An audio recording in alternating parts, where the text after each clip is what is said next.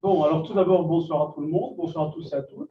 Donc, je remercie justement toute l'équipe d'Inconnu pour cette invitation. Voilà, puisque nous aussi, nous connaissons cette association, enfin votre association depuis de longues années, parce que vous faites régulièrement des activités autour des neurosciences depuis très longtemps. Voilà, je ne savais plus quelle était l'année, mais effectivement, dans le passé, mais c'était à la fin des années 2000, début de 2010, on avait déjà travaillé pour des soirées lors de la semaine du cerveau ensemble. Voilà. Alors, avant de commencer le sujet, je vais me présenter. Ça a été fait très rapidement. Donc, effectivement, moi, je ne suis pas dans un labo de sciences cognitives, je ne travaille pas du côté des neurosciences, je viens de l'univers de la philosophie. Je m'occupe de l'Université populaire de philosophie à Toulouse, qui est une université populaire, comme son nom l'indique, consacrée à la question de la philosophie. Et il s'avère que dans nos activités, nous avons un cercle de zététique qui a été créé au début des années 2000. Ça fait maintenant à peu près plus de 20 ans d'exercice. Donc, je vais d'ailleurs vous faire passer un petit programme, si jamais ça vous intéresse, où vous retrouverez certaines thématiques en relation avec la soirée. En fait, on propose, nous, des conférences une fois par mois autour de problématiques. Alors, ce qu'on appelle la zététique, c'est plutôt des choses qui vont s'occuper soit on va dire, de registres de croyances ou des considérations complotisme, ou des problématiques de méthodologie, des choses comme ça. Voilà.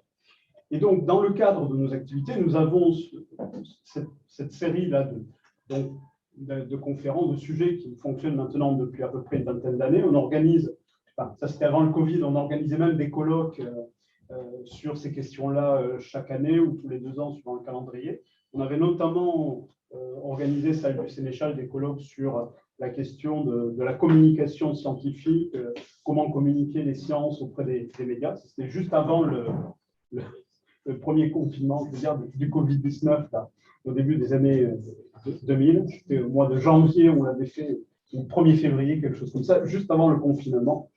Voilà. Et donc, le sujet qui m'a été demandé ce soir, c'est autour de l'esprit critique.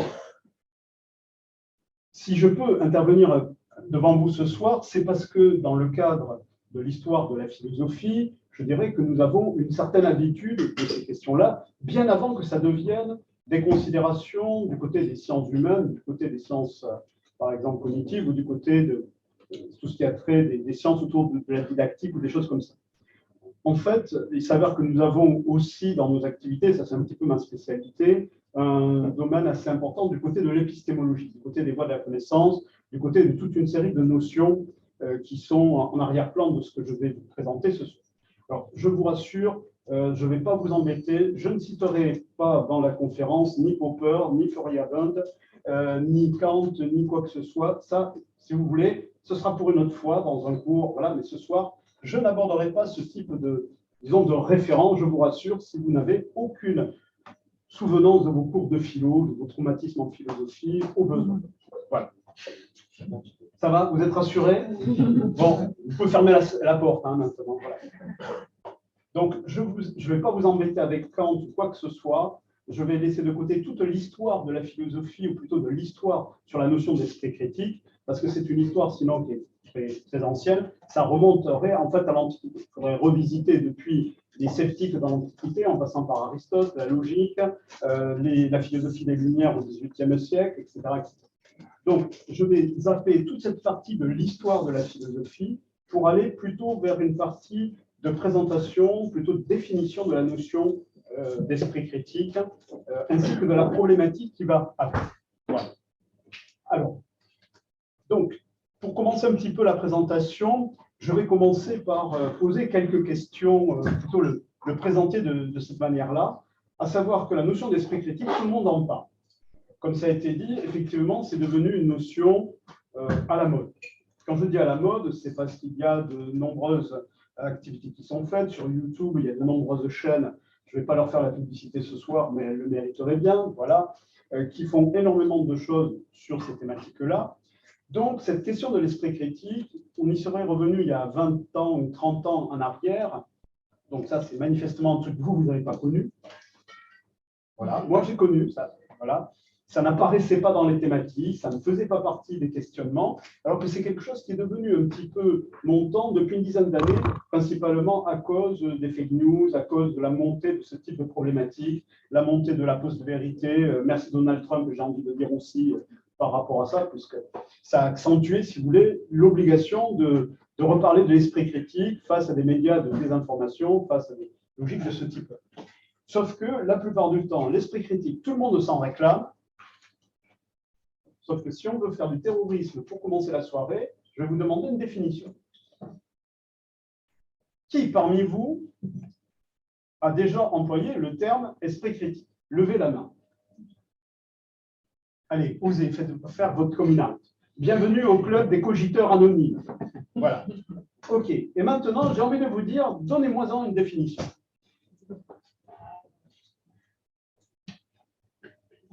Allez-y, allez-y. C'est peut-être avoir un doute sur sa propre pensée et ses propres croyances. Alors, doute, c'est très bien, mais c'est là.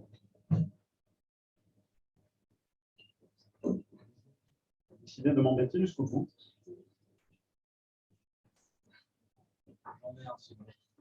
Mais il marchait avant, voilà. Il marche dans un sens, voilà. Voilà. Alors, vous avez parlé de l'usage du doute, et j'aurais envie de vous dire quelle est la différence entre le doute et l'esprit critique. Parce qu'en réalité, ce n'est pas la même chose. En fait, on se trouve devant une situation, ce que je vous ai un petit peu présenté, c'est tout le monde se réclame de l'esprit critique. On peut partir de ça pour commencer la soirée. C'est-à-dire que l'esprit critique, moi j'ai envie de dire, la plupart du temps, on l'invoque comme on fait tourner les tables. Tout le monde invoque l'esprit critique. Vous allez sur, comment dire, un média complotiste entre Lalanne et Bigard et autres, ils vont se revendiquer de l'esprit critique. Évidemment, si vous n'adhérez pas à leur thèse, vous êtes des moutons, vous n'avez pas d'esprit critique. Donc, on peut se demander si finalement l'esprit critique, c'est autre chose qu'un slogan. Parce que tout le monde s'en réclame. Moi, je ne connais personne, ni un homme politique, ni une femme politique, qui arrive en disant « Ouais, non, on n'a pas besoin d'esprit critique, voilà, moi, j'en ai pas. » Tout le monde considère déjà qu'il a suffisamment d'esprit critique. Et tout le monde dit que ceux qui n'ont pas d'esprit critique, c'est les autres. Bref, ceux qui ne sont pas de mon côté. Ceux qui n'adhèrent pas à mes thèses de « il n'y a pas eu de 11 septembre », ceux qui vont vous dire ceci ou cela. Donc, tout le monde dit faire preuve d'esprit critique, tout le monde dit que ce sont les autres qui en manquent. Hein, c'est comme les gens qui se plaignent des manipulations de la publicité, c'est jamais eux, c'est toujours les autres. Restera à définir, c'est qui ces autres qui ne font pas preuve d'esprit critique et autres. Et en même temps, tout le monde s'en réclame. On pourrait faire venir tous les candidats de la future élection présidentielle, on leur poserait la question, vous verrez, ils seraient tous, comment dire, esprit critique friendly. Hein, voilà. Tous s'en réclameraient et tous diraient que c'est ce putain de gouvernement qui n'en a pas, etc. etc. Enfin, voilà. Enfin, ça, c'est quand vous êtes dans l'opposition, puisque quand vous êtes du côté de la majorité, vous majoritisez et vous dites que c'est les autres qui ne font pas preuve d'esprit critique. Bon, donc on peut clairement se poser s'il n'y a pas une sorte d'utilisation sloganesque du mot esprit critique. Parce que ça fait bien, la notion d'esprit critique, je dirais, il y a un peu d'effet de mode là-dessus, ça vous donne l'impression d'être intelligent. Moi, j'ai de l'esprit critique. Oui. Vous en connaissez des gens qui vous disent moi, je ne suis pas assez intelligent, je ne suis pas assez futé, je suis bourré de croyances, de superstitions, de préjugés, et l'esprit critique, comment dire, je m'en fous totalement. Ce jour-là, s'il y en a un qui arrive à faire ça, à mon avis, il a gagné 20 ans de psychanalyse gratuite pour arriver à assumer le fait. Donc, dans le fait, tout le monde s'en réclame. Donc, on peut partir du principe que la plupart du temps, on a affaire simplement à un effet de manche rhétorique où on se réclame de l'esprit critique. Vous verrez que du côté des pseudosciences, du côté des altersciences, ils se réclament de l'esprit critique. Hein. Les Bogdanov, en lire leurs bouquins, c'était les rois de l'esprit critique. Évidemment, c'est les autres qui n'avaient pas d'esprit critique du côté de la science officielle, jusqu'à Elisabeth Tessier. Vous avez vu, c'est pas mal, j'ai déjà réussi à caser. Elisabeth Tessier, Trump, les Bogdanov, vous allez voir, on va faire le jeu de massacre encore pour la soirée. C'est Elisabeth Tessier qui disait que les scientifiques de son temps, enfin d'aujourd'hui, donc, n'avaient pas beaucoup d'esprit critique et que donc la science officielle ne reconnaissait pas l'astrologie, mais que vous verrez bien d'ici quelques temps, enfin on reconnaîtra la vérité de l'astrologie comme on a reconnu la vérité de Galilée en son temps, voilà, présentant l'astrologie comme étant la science du 3e millénaire, et c'est là où moi j'ai envie de dire avant Jésus-Christ. Voilà. Donc, je dirais que la plupart du temps, notamment dans les médias, notamment dans ces effets alors sur Internet, sur Facebook et autres, alors là, vous êtes dans, en quelque sorte, ça relèverait du trou noir de l'esprit critique, mais tout le monde s'en réclame. Et tout le monde, dans les insultes, si je puis dire, par commentaires interposés, on va se batailler en disant « Toi, tu n'as pas d'esprit critique, moi j'en ai ». Donc, on peut considérer que là, on est au mieux dans de l'esprit qui critique, voire dans une utilisation purement sloganesque de cette notion d'esprit. Or, c'est là où on va pouvoir commencer à rentrer un petit peu dans la problématique. L'esprit qui critique, c'est-à-dire une personne qui dit « je ne suis pas d'accord avec vous parce que ceci ou cela, ce que vous dites est une bêtise », alors déjà, souvent, vous verrez, on va glisser sur des attaques ad hominem au lieu de rester sur les arguments, ça, c'est de l'esprit qui critique. Et là, 60 millions de Français, 60 millions d'experts dans l'esprit qui critique. Ça, on est tous hyper doués pour critiquer. Chers amis, bienvenue au club, vous y étiez déjà, où dès qu'il y a un truc qui ne vous plaît pas, que vous n'aimez pas, vous n'aurez pas de mal à trouver la petite bébête, l'argument, le truc, la faille, ou peu importe, on invente au besoin, pour discréditer ce que vous avez en face. Là, il y a quelque chose même de jubilatoire, on aime critiquer. C'est jouissif, arriver à casser ce que dit l'autre. En plus, si on le partage avec les copains qui rigolent là-dessus, alors ça, c'est génial. Bienvenue dans les joies de l'esprit qui critique. Tout rapprochement avec une période de campagne électorale serait involontaire de ma part. Voilà. Donc, à ce niveau-là, déjà, on peut considérer que beaucoup de choses qu'on va appeler de l'esprit critique n'est en réalité que des gens qui s'opposent, qui, pour des raisons qui sont pas légitimes, je ne rentre pas dans le détail, sont dans cette logique d'opposition. Et ensuite, il y a une autre question. Quelle différence, quand on parle d'esprit critique, avec d'autres notions qui appartiennent au domaine de la pensée, au domaine de ce qu'on pourrait appeler même une pensée travaillée, et pas simplement les trucs qui me viennent à l'esprit où ça passe en moi plus que moi qui ne pense. Quelle différence avec la raison? Quelle différence avec le doute? Quelle différence avec le scepticisme? Avec même la prudence, la pondération, on pourrait rajouter comme ça toute une série de notions. Or là, ce n'est pas des synonymes. Libre pensée ne veut pas dire doute, ne veut pas dire raison. Ce sont en réalité des choses précises. La raison, c'est-à-dire tout ce qui va relever de la rationalité, de la pensée rationnelle, c'est quelque chose au point de vue de la manière de poser un raisonnement ou de poser une construction intellectuelle, mais ce n'est pas la même chose que le doute. Pour vous donner une idée simple, le doute, c'est quand je ne sais pas, je dis je doute et je n'en sais rien. Donc je me tais. Ça nous aurait fait des vacances dans les médias pendant la période du Covid-19, hein, où dès que vous aviez un intello, un philosophe, oui, alors là, on peut faire une longue série qui sont passées, il disait « Je ne suis pas épidémio, mais… » Donc là, de Comte Sponville en passant par Onfray, il aurait mieux fait de dire « Ben non, moi, je n'en sais rien, ce n'est pas mon domaine, donc je n'ai rien à dire là-dessus. » Évidemment, sur les médias qui les invitaient, ils auraient été un petit peu emmerdés, les pauvres, ils n'avaient rien à dire. Parce que c'est ça qui fait, en quelque sorte, la plupart du temps, l'attraction de certains types de débats. Des gens, finalement, qui ont des opinions comme tout le monde sur le domaine, qui relèvent de mon concierge, c'était très intéressant d'ailleurs comme concierge, mais en tout cas sur le domaine, où ils n'auraient rien à dire de plus que ce qu'on peut dire. Le doute, en fait, c'est la suspension du jugement. Quand on n'a pas d'information, quand on ne maîtrise pas le sujet, il faut arrêter le jugement. C'est-à-dire, le doute, c'est époqué en grec, c'est pas « je doute de tout », parce que ça, c'est pas du doute, ça, c'est plutôt du scepticisme nihiliste.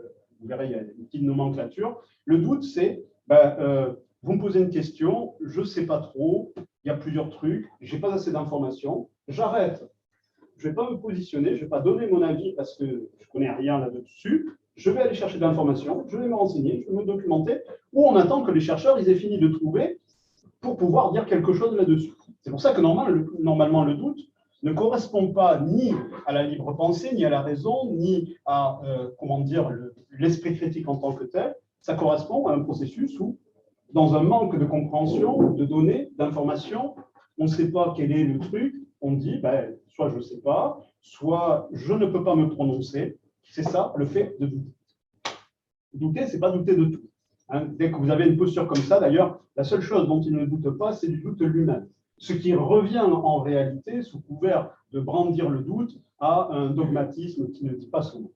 Donc, en réalité, l'esprit critique n'est pas un synonyme de toutes ces différentes notions.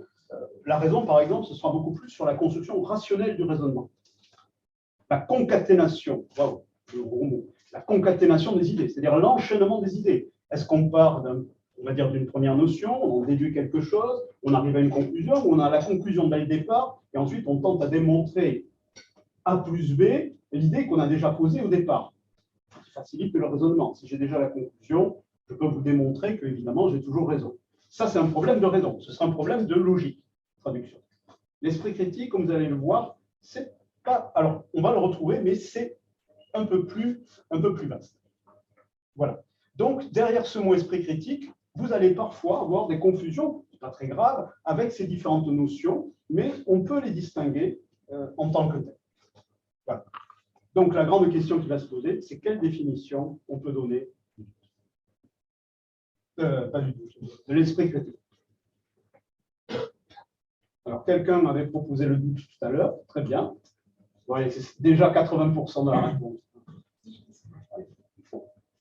Quelqu'un veut s'y lancer? Une autre définition? Comment vous définiriez l'esprit critique? La capacité à remettre en question des connaissances qui sont considérées comme acquises.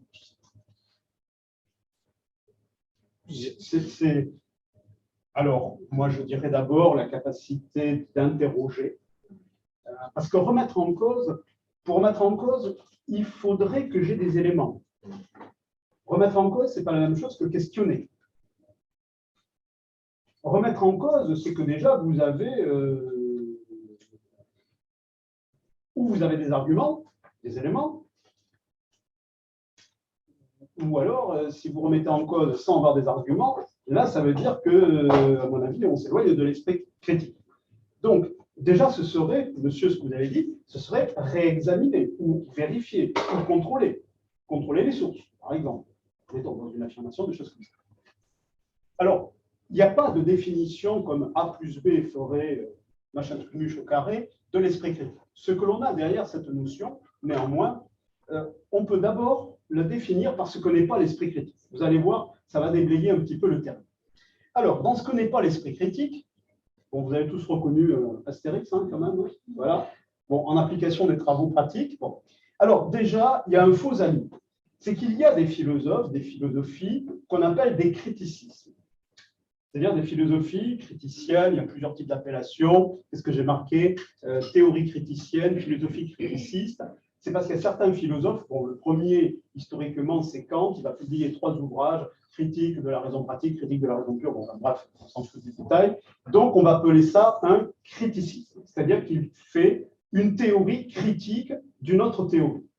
Alors, il y a beaucoup d'esprit critique dans les ouvrages de Kant concernés, mais là, ce n'est pas la définition de l'esprit critique, c'est pas ça l'esprit critique, ça désigne simplement une théorie qui va être une critique d'une autre théorie.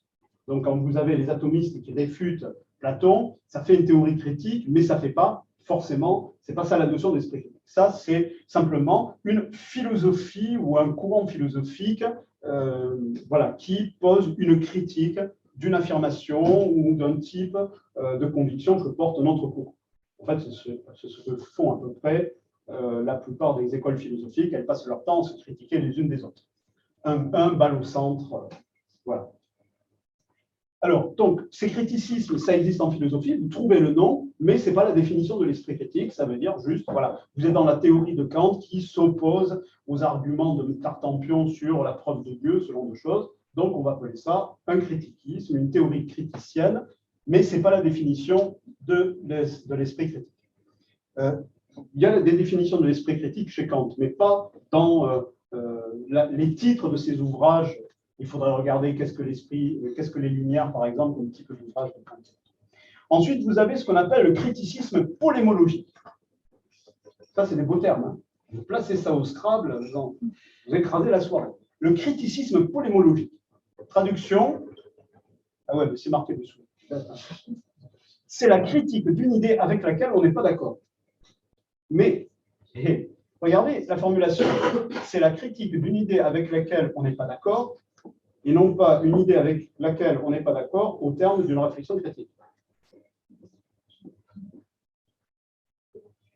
Donc là, vous commencez à rentrer dans les joies de l'esprit qui critique. Voilà.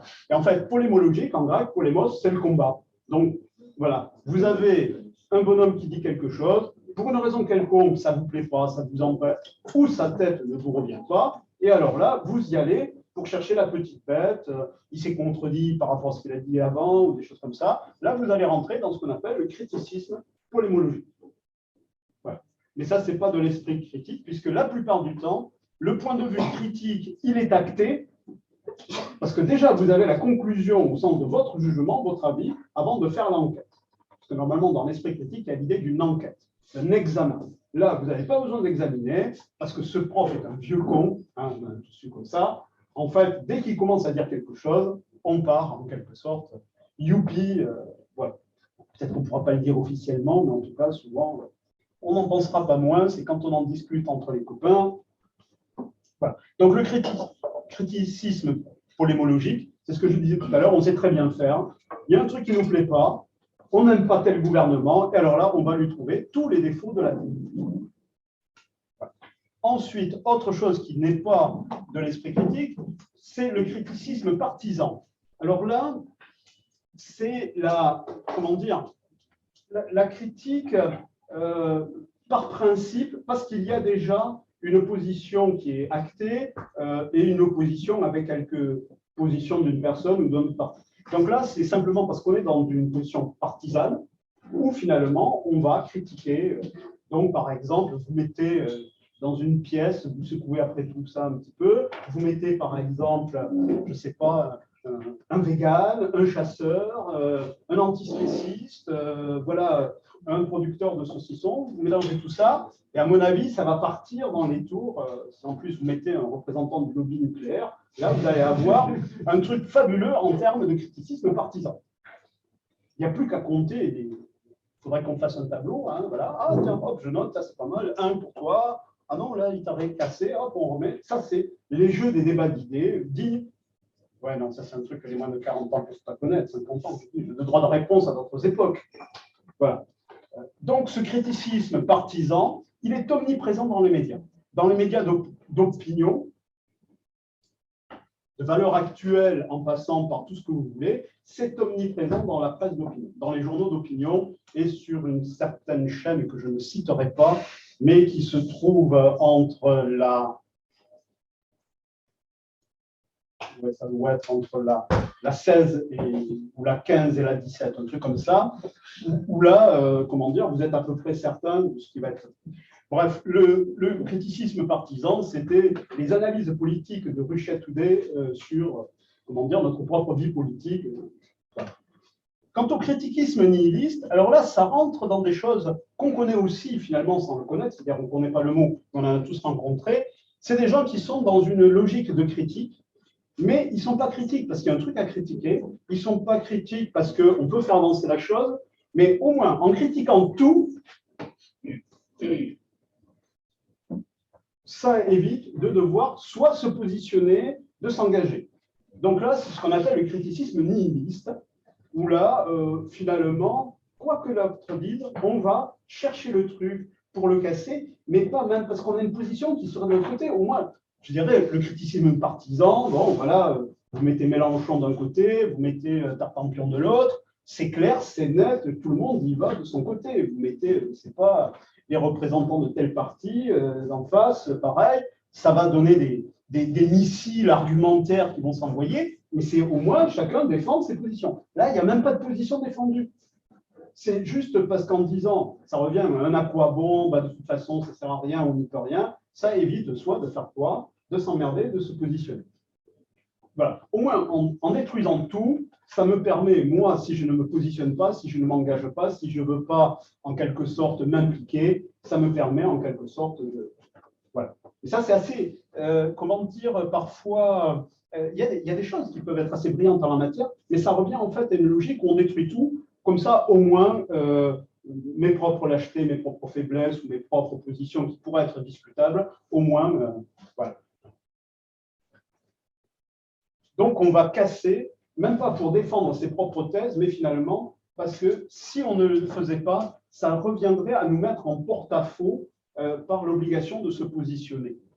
Donc, c'est comme ça qu'on dira, bah, de toute façon, on n'en sait rien, il n'y a pas de vérité. Tu sais, les scientifiques ils disent ça aujourd'hui, demain, ils vont se contredire. De toute façon, c'est que des cons, ils sont achetés par les labos. Ah, oui, on voit toujours. Voilà. Bon, c'est comme ça que vous rentrez donc, dans ce qu'on appelle le criticisme nihiliste. Voilà. Ensuite, autre erreur plus sympathique, parce que ça, c'est pas avec de l'idéologie derrière, c'est une image d'Épinal. Qui a dit que l'esprit critique était forcément négatif? L'esprit critique, il n'est pas là que pour dire c'est pas bon. L'esprit critique, il peut parfaitement dire non, mais ça c'est exact. Ça, cet argument, il est recevable. Ça, au contraire, c'est une bonne, je dirais, notion. Voilà, elle est étayée, il y a des faits objectifs. Or, vous verrez que nous avons une image de l'esprit critique qui est toujours. Eh oui, quand on vous critique, tout le monde l'entend. C'est souvent pour de bonnes raisons, parce qu'on a des choses à vous reprocher. Mais l'esprit critique, ce n'est pas uniquement la critique négative. Dans l'esprit critique, la critique, elle peut être positive. La notion de critique, d'esprit critique, ça peut être le fait de reconnaître le bien fondé de quelque chose, de reconnaître la validité d'une notion. Donc, en réalité, la notion d'esprit critique, c'est nullement l'idée que systématiquement, on va casser, on va démonter, on va s'opposer, on va juger négativement en vous cherchant, des poux dans la tête.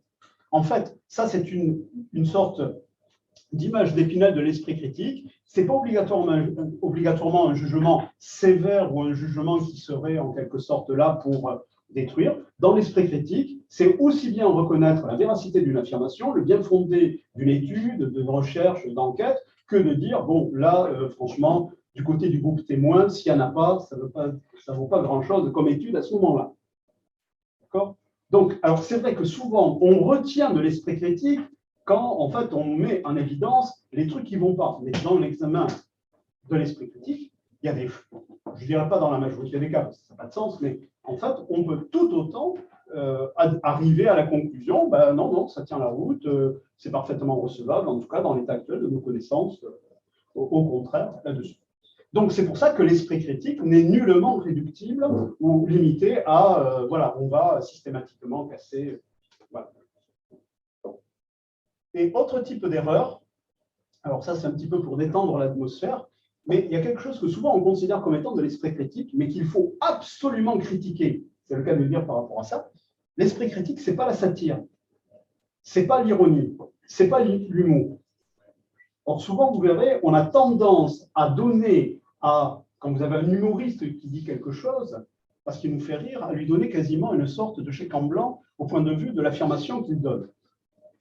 Ça, c'est un vieux problème qu'on connaît depuis très très longtemps. On a tendance à confondre l'ironie, la satire, la caricature, avec le fait que ce soit un argument.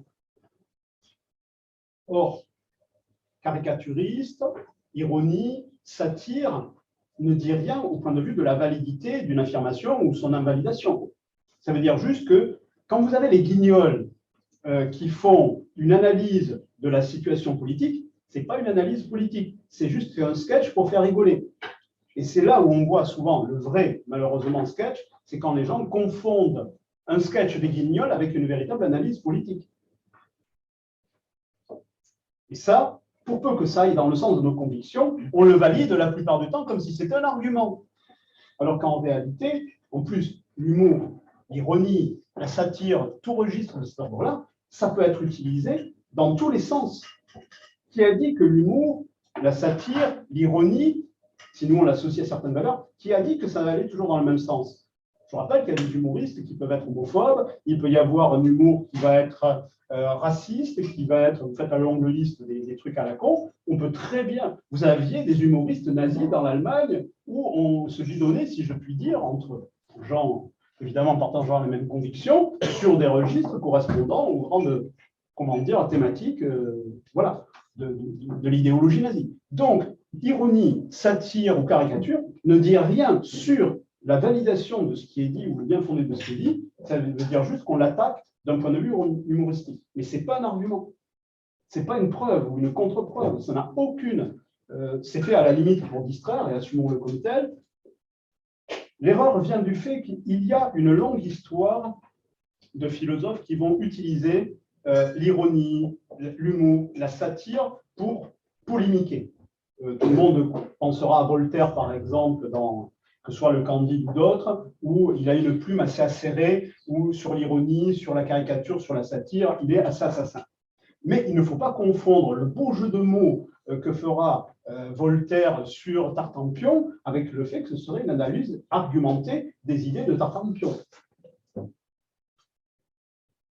Donc là aussi, ça, c'est un faux ami. Or, comme on est du côté du registre sympathique, qui en apparence, quand ça va dans l'autre sens, en fait, on apprécie, on a tendance à confondre ce genre de registre qui reviennent en fait à de l'esprit qui critique avec un argumentaire recevable. Donc, bien sûr, je peux vous faire une caricature des Bogdanov, mais ce n'est pas une analyse argumentée pour examiner leur thèse dans un ouvrage. Bien sûr, on peut tous rigoler de Tartampion ou de machin truc muche, mais qu'est-ce que ça nous dit sur le bien fondé de ces idées? Tous, on peut nous passer à la caricature, alors tu auras un gros nez par-ci, tu auras un gros truc par-là, tu auras un truc qui fera rigoler, mais qu'est-ce que ça dit sur le bien fondé? Ah ça, pour se croire intelligent sur les réseaux sociaux en discutant sur la chemise blanche du BHL, on a l'impression de faire une analyse philosophique. Rien du tout. C'est du défouloir qu'il faut assumer comme étant un défouloir. Voilà. Mais ne pas confondre à ce moment-là ce qui est du niveau d'une analyse des Guignols ou du SAV là, sur Canal+ à notre époque, avec ce qui serait une véritable analyse. Bon, ça casse l'ambiance, hein, parce que d'habitude, on aime bien rigoler. Et quand vous avez un orateur qui vous fait rigoler, vous avez à peu près l'esprit critique qui est désamorcé de 2 dans la salle. Et à la 3e blague, il n'y a plus d'esprit critique. Et ouais, un des meilleurs moyens pour désamorcer la capacité d'analyse critique des gens, c'est de les appréhender par l'humour, les faire rigoler. C'est la première chose qu'on nous apprend dans les cours de rhétorique pour se mettre dans la poche de l'auditoire. Commencez par les faire rigoler, faire une plaisanterie, un bon mot. Ah merde, je crois que je sais ce que j'ai fait tout à l'heure. Serais-je en train de vous manipuler? Bon, ça, on le sait depuis les questions des sophistes et de la rhétorique dans l'Antiquité, hein, ce que je vous dis là. Hein. Si vous voulez commencer à vous mettre un auditoire de votre côté, au lieu de présenter des arguments, faites un bon mot, faites-le rire, et vous verrez que vous avez déjà la moitié de la salle qui passe de votre côté. Alors, si on rentre dans une tentative de définition de l'esprit critique, alors, le mot esprit, bon, on peut le laisser de côté, c'est critique qui va nous intéresser. Le mot critique vient d'un mot grec, kritikos, et l'étymologie, elle permet de comprendre cette notion d'esprit critique. Kritikos, ça veut dire, c'est le tamis qui sert à tamiser de la famille. Et en fait, le terme kritiken en grec, ça veut dire passer au crible, au sens d'un tamis pour la farine, voilà. C'est-à-dire examiner les éléments que contient une affirmation. C'est pour ça que la notion d'esprit critique, ça veut dire une sorte d'examen. Et là, la notion d'examen signifie qu'on va au besoin s'arrêter, qu'on va examiner, qu'on va aller vérifier, regarder, qu'on va en quelque sorte secouer le pommier pour voir qu'est-ce qui passe un petit peu dans une analyse plus resserrée, plus exigeante des affirmations. Est-ce qu'il y a des éléments étayés? Est-ce qu'il y a des faits qui l'étayent ou au contraire, il n'y en a pas? Est-ce qu'on se trouve devant un simple jugement de valeur ou quelque chose qui est établi, etc., etc. C'est pour ça que la notion d'esprit critique, vous l'avez marqué. Alors, moi, j'ai la lumière, je ne vois pas du tout ce qui est marqué. Voilà, c'est l'examen rigoureux et méthodique des idées et des faits. Parce que dans l'analyse de l'esprit critique, dans, on va dire l'enquête, il y a en fait 2 choses à examiner. Les idées et les faits auxquels ces idées renvoient, c'est-à-dire les faits auxquels elles se réfèrent. Parce que vous pouvez très bien avoir une erreur de raisonnement qui est au niveau des idées, ou par exemple, erreur de causalité, c'est-à-dire qu'on se trompe dans l'argumentaire. Par exemple, chers amis, hier, j'ai vu une hirondelle. Vous connaissez tous la suite du proverbe. Donc, c'est le printemps. Presque à penser que c'est l'hirondelle qui fait venir le printemps. Si je pense ça, au point de vue du raisonnement, il y a un problème. Dans le sens où je confonds synchronicité, 2 événements concomitants, avec causalité. L'hirondelle, si elle est là, ce n'est pas parce qu'elle fait venir le printemps et ce n'est pas non plus exactement le même principe. Donc, ça, c'est un examen au point de vue de l'affirmation, c'est techniquement la logique. d'un raisonnement. Mais il y a parfois des faits qui doivent être examinés. C'est-à-dire que vous pouvez avoir des gens qui se réfèrent à des faits, par exemple, qui ne sont pas étayés. Par exemple, je peux vous faire un superbe raisonnement logique, imparable logiquement, mais qui s'appuie sur les études de Montagnier sur la mémoire de l'eau. Ça va, ça parle, ça, hein, la mémoire de l'eau. Bon.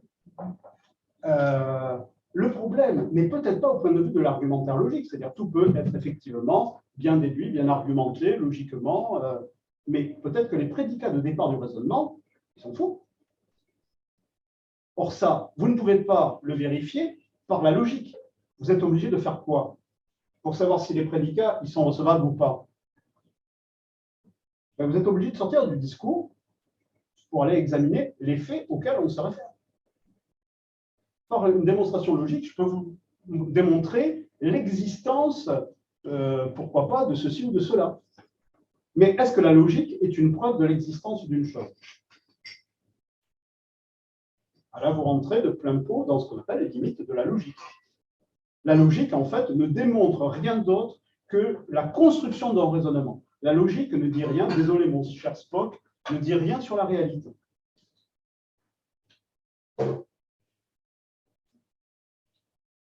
La logique pourra vous dire, a priori, telle affirmation est peu probable. On va introduire des nuances bayésiennes. Mais la logique ne permet pas de savoir, par exemple, je vais dire, il y a un kangourou dans la pièce à côté. Ou un éléphant, admettons, l'éléphant, ça paraît, voilà. Un éléphant dans la pièce à côté. Par la logique, est-ce que vous pouvez savoir si mon affirmation est vraie ou fausse?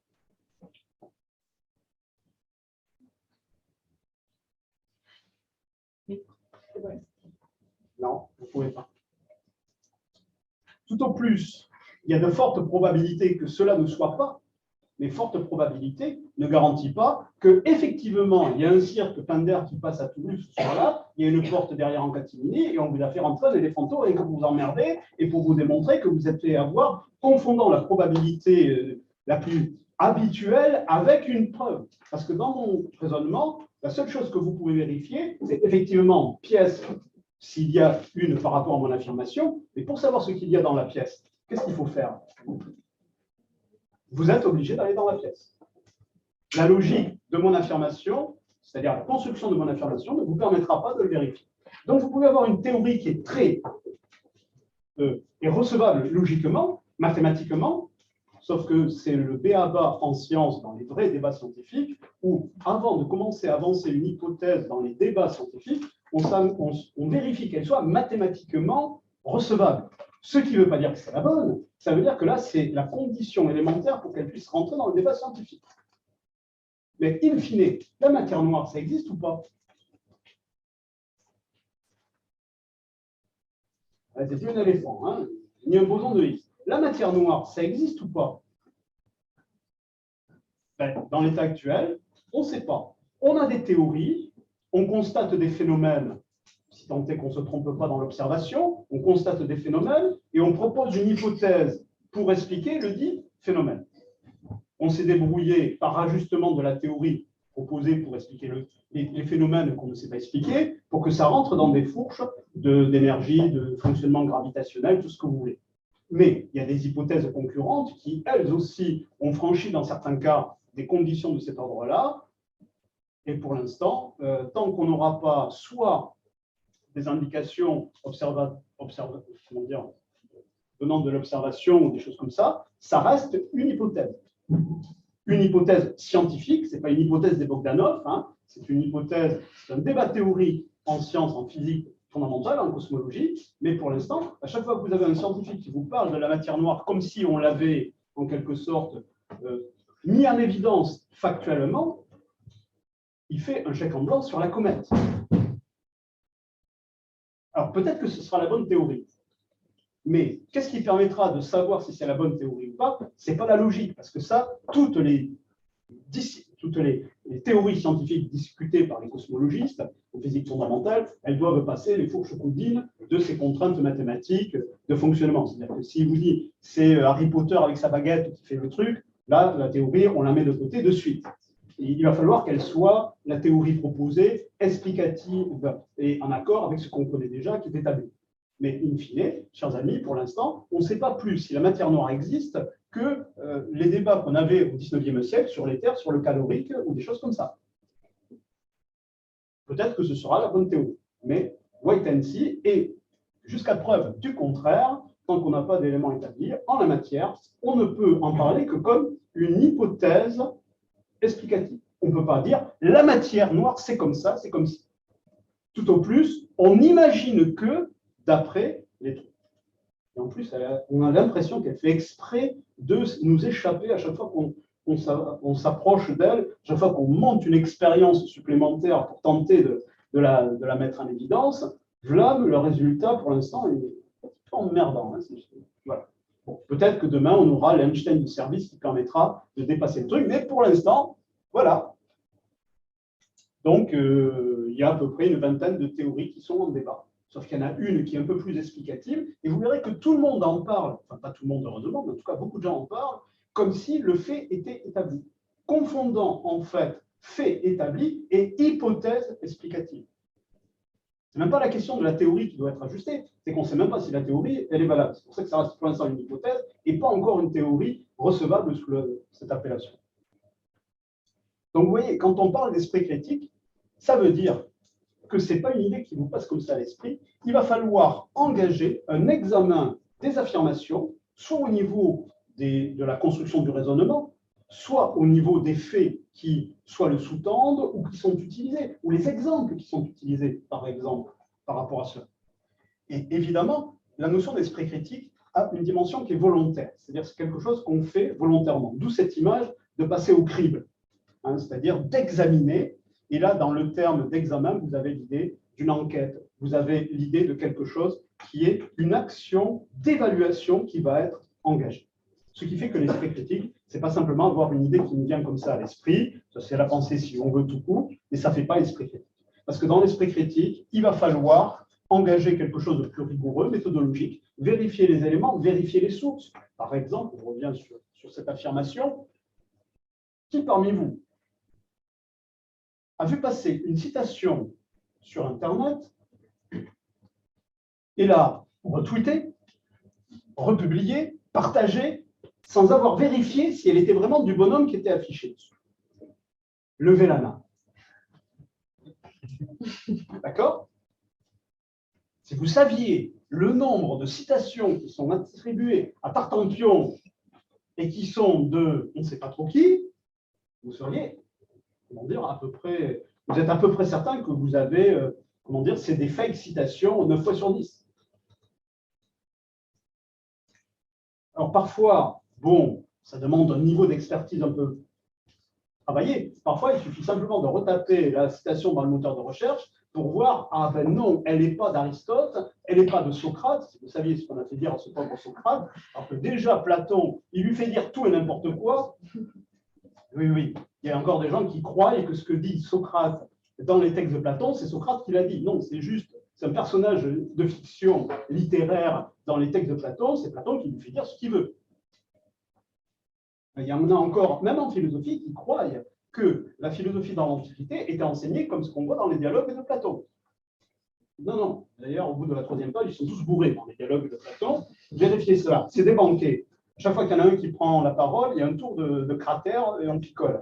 Et là, c'était en fait un jeu de banquet hein, chez les Grecs. C'était savoir qui arriverait à penser à peu près correctement au fur et à mesure que le taux d'alcoolémie augmente. C'est ça, dans les symposiums, ce qui se passe.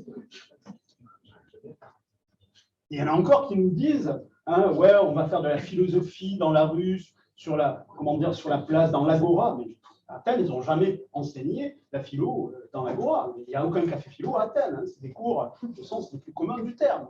Mais ça fait partie des images sympathiques. Alors ça se diffuse. C'est des mythes philosophiques. Je peux en parler aussi. Où là, il y a beaucoup de philosophes qui n'ont pas eu beaucoup d'esprit critique parce qu'ils auraient simplement dû, comment dire, simplement connaître la nature des textes. Quand c'est votre métier, là, on peut vous le reprocher. Quand vous ne le savez pas, c'est autre chose. Quand ce n'est pas votre métier, voilà. Et bon, ce que dit ce pauvre Socrate, c'est ce que Platon lui fait dire. C'est pour ça qu'il a toujours raison dans les dialogues. Hein. Dans les faits, la première fois où il a été confronté à un public qui n'était pas contrôlé par Platon, il a bu la ciguë. c'est une autre histoire. Voilà. Et je vous rappelle qu'il y en a encore qui croient que l'Atlantide, ça existait. Ah non, ah merde. Vous y croyez? Bon, ben c'est des fictions. Platon adore raconter des historiettes, des histoires édifiantes. Il y a une morale, si vous voulez, c'est comme les fables de La Fontaine. Donc, en fait, traduction derrière l'Atlantide, l'histoire de l'Atlantide, tu as la vilaine Athènes démocratique, et de l'autre côté, tu as la vertueuse et morale Sparte. Hein, parce que Platon, positionné sur l'échiquier politique aujourd'hui, il est entre celui dont le nom s'écrit avec un et Marie. Platon est un penseur d'extrême droite dans l'Antiquité. Bon. Mais ça, on ne vous l'avait pas dit aussi hein, là-dessus. Ça, vous ne pouvez vous en rendre compte. Ce n'est pas dit dans le texte bonjour, je suis, etc., etc. Non, il faut connaître le paysage politique d'Athènes. Il faut connaître les positions politiques de Platon qui adore Sparte et qui aborde, qui exècre. C'est comme le sketch de Jean-Yann, non pas les routes nationales, mais voilà. Et la démocratie, pour lui, ça sent le peuple, ça sent l'ail, ça sent la sueur. C'est pour ça qu'il n'en veut pas. La plupart du temps, c'est parce qu'on nous explique dans les cours de philo, quand on présente les textes, les analyses politiques de Platon, qui est une incarnation parfaite de l'esprit critique. Autre idole que ce soir, on met de côté. Donc, cet aspect examen veut dire que parfois, il va falloir se documenter, il va falloir se former. Parce que si vous ne connaissez rien dans un domaine, qu'est-ce que vous pouvez faire comme type d'examen d'une affirmation importante dans ce domaine? Il faut avoir l'honnêteté de le dire, la modestie de le reconnaître, ça ne vaut rien.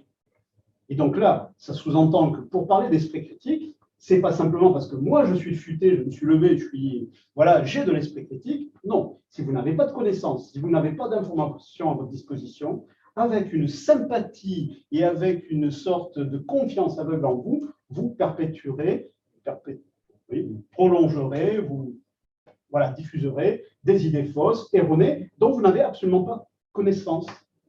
C'est pour ça que vous ne pouvez pas, sur la notion d'esprit critique, faire l'économie de vous appuyer sur des connaissances. Et ça, on ne les trouve pas le matin dans son bol de cornflakes, il va falloir aller chercher, les trouver, soit des études sont réalisées, soit il faut besoin de faire des enquêtes là-dessus.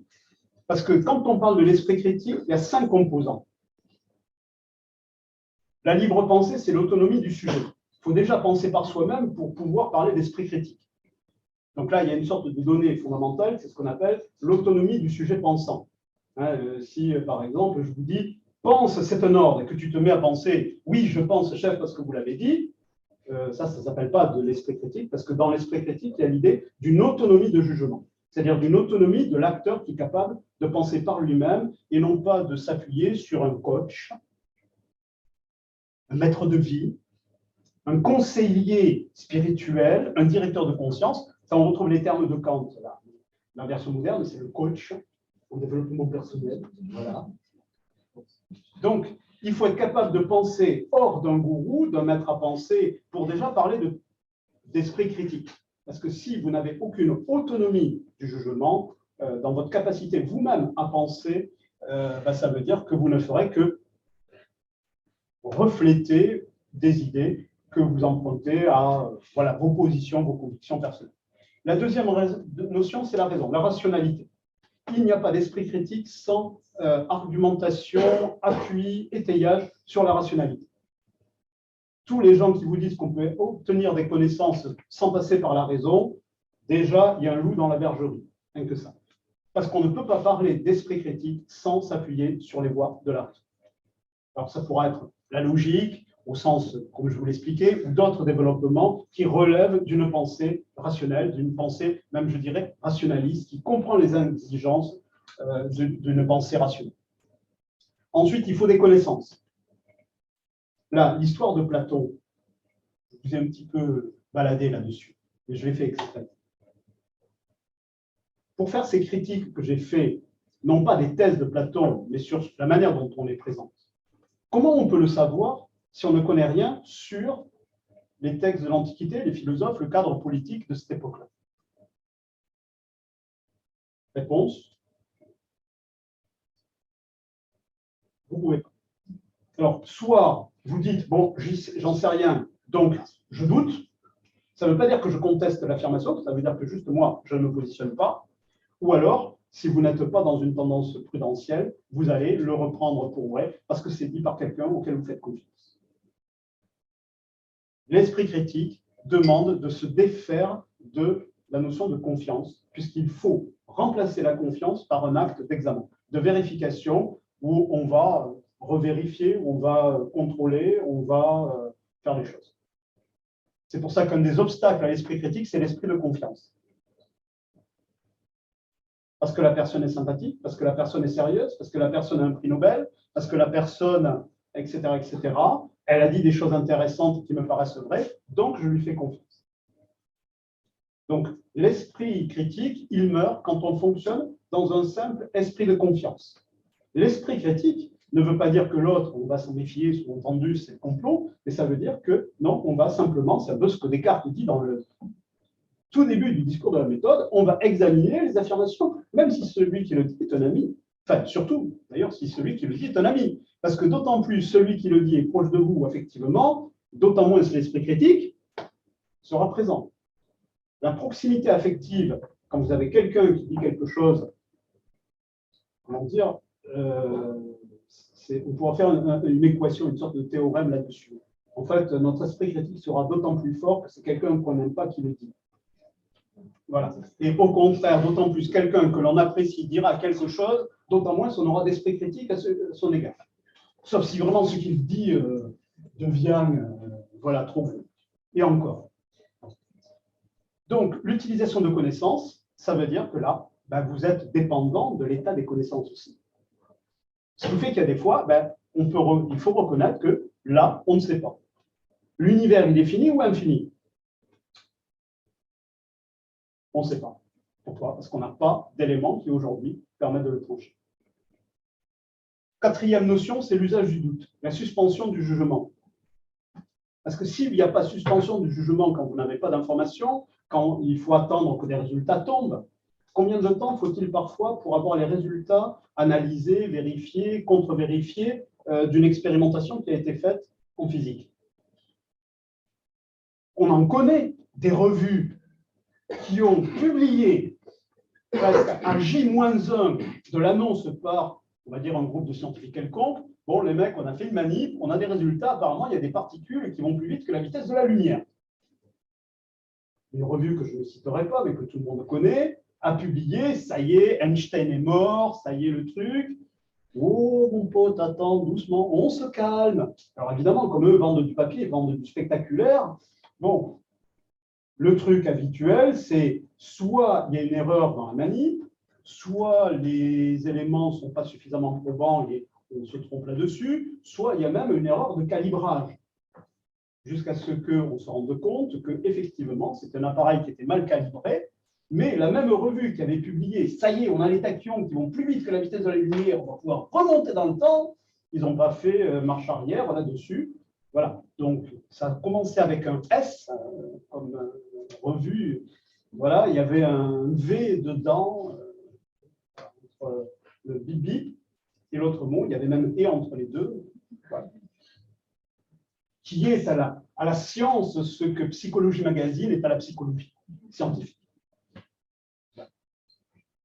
Ou ce qu'Astro Magazine est à l'astronomie. Non, Astrologie Magazine, je voulais dire. Donc, l'usage du doute va être absolument indispensable quand finalement on se rend compte qu'on n'a pas d'éléments qui permettent de trancher. Ensuite, le cinquième élément, c'est la notion d'objectivité, qui doit s'entendre comme étant un effort, une recherche d'objectivisation. Pourquoi, dans des tas de sciences, on s'emmerde à faire des études en double aveugle? On aurait un amour pour les aveugles, je ne sais pas, non. C'est parce qu'on s'est rendu compte que, même du côté des sciences physiques, il pouvait y avoir des gens de toute bonne foi qui, lisant leurs appareils, avaient tendance de lire les résultats, surtout si l'aiguille elle est un petit peu sur, disons, la limite, à le voir plutôt dans le sens de leur propre théorie. Pourquoi on vous demande en science la reproductibilité quand c'est possible? Parce qu'on sait très bien que vous pouvez avoir des tas d'erreurs qui interviennent, volontaires dans certains cas, voire la plupart du temps involontaires, ou même on peut se tromper dans la lecture des résultats, dans le sens où, quand c'est très ténu, si vous voulez, bon, ben, on a tendance à… voilà. Donc, cette recherche de l'objectivité, elle est au cœur de toutes les pratiques scientifiques. Pour quelle raison? Ben parce qu'on s'est rendu compte de l'extrême facilité à être subjectif, même quand on est un homme de science, même quand on a une blouse blanche. Et qu'on peut se tromper en toute bonne foi, parce qu'on a sa marotte, parce qu'on a sa conviction, parce qu'on a ceci ou cela. D'ailleurs, là, on pourrait revisiter un mythe. Hein. On ne demande pas aux scientifiques d'être objectifs. C'est la science en tant que pratique collective qui pose ces méthodologies. Bon. Donc, là, vous avez à peu près les grandes notions, je ne sais pas si ça se voit, non, voilà, les grands principes qui structurent ce qu'on appelle l'esprit critique. De ce fait, la notion d'esprit critique, ça veut dire que ça va être surtout quelque chose qui demande du travail, de l'effort, qui demande une mobilisation des capacités de pensée. Oui, tu me dis quelque chose? Si on peut conclure. D'accord, on va plus vite. Voilà. Alors en fait, il y a une idée qu'il faut comprendre, c'est que l'esprit critique n'est pas une capacité cognitive. Capacité cognitive, c'est la mémoire, l'attention. C'est ce type, par exemple, on a des capacités d'énumération limitées, mais qui sont ce qu'on appelle des capacités. L'esprit critique, c'est ce qu'on appelle en fait une attitude, c'est-à-dire une utilisation de nos capacités. Ce qui fait que si vous ne voulez pas utiliser votre pensée, vos capacités de raison, de doute, de raisonnement autonome, bon, ben, vous pouvez ne pas les utiliser. En fait, ça, c'est ce qu'on appelle une sorte de propriété émergente, c'est-à-dire que l'esprit critique n'est pas dans aucune des composants que je viens de vous présenter. Là. Libre pensée, raison, connaissance, doute, objectivité, aucun ne suffit à faire esprit critique. On a besoin en fait de la mobilisation de l'ensemble de nos capacités parce que, notamment, vous pouvez très bien avoir simplement l'utilisation d'un élément sans les autres qui va poser problème. C'est pour ça que dans l'esprit critique, vous n'êtes pas seulement avec une capacité, c'est l'ensemble des capacités qui vont être mobilisées en fonction de la problématique à examiner, en fonction de l'affirmation à affirmer. Et c'est là où vous tombez sur une des difficultés de l'esprit critique, c'est que l'esprit critique n'est pas méthodologisable.